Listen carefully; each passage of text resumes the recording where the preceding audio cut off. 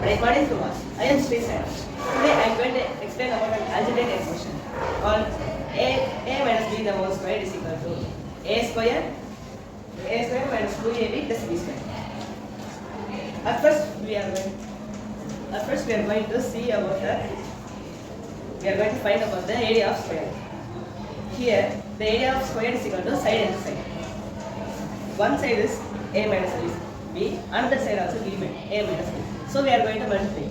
Which comes the solution a minus b the whole square. Now we are going to find the area of two rectangular streets. The area of rectangle is equal to length into breadth. Here the length is equal to b and breadth is equal to a minus b. We are going to multiply it, so the solution is b into a minus b. Now we can come for the next rectangle.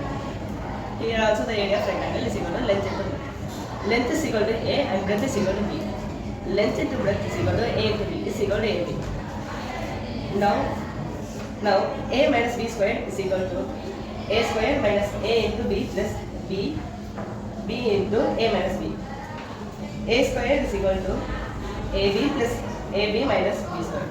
A squared is equal to 2ab minus b squared is equal to a squared minus 2b plus b squared. Thank you. Have a nice day.